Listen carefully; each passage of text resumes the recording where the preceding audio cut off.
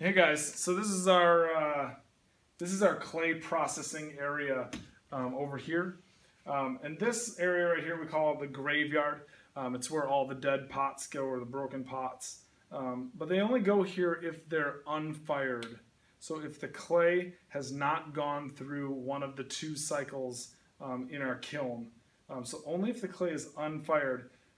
If it's unfired, it can still be broken down into usable clay again.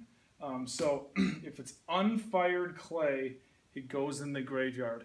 And this is an area we keep this hammer here so you can kind of help us. It is helpful to come over here and smash this up into little bits. Currently this pile is overflowing, so we need to slake this down into mush. And we do that with these rolling carts I keep under the table over here.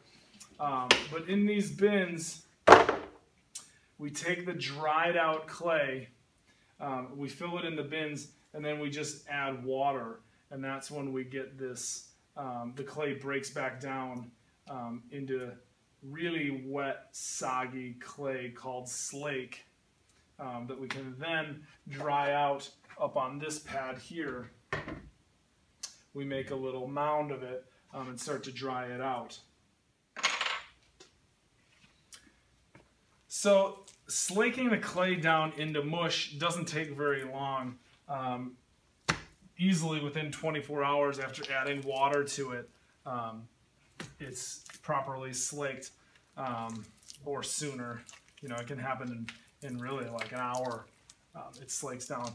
But I take it onto the cement pad, and the cement helps to absorb water a little bit from the clay, and then also water is just kind of evaporating off the top of this pile as I build it.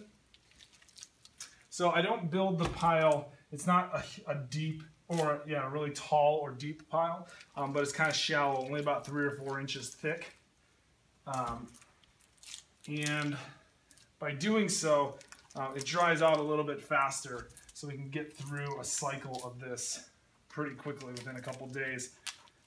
So I just make this pad here and then let it sit for a few days and keep checking in on it, and it starts to firm up pretty quickly around the edges. And so when I feel it's starting to firm up, I just come in with a fettling knife and I cut a grid into this whole thing. That also helps for the air to circulate in the cracks and crevices, and then I can just pop off the drier edges. And I put those through this machine, which is called the pug mill.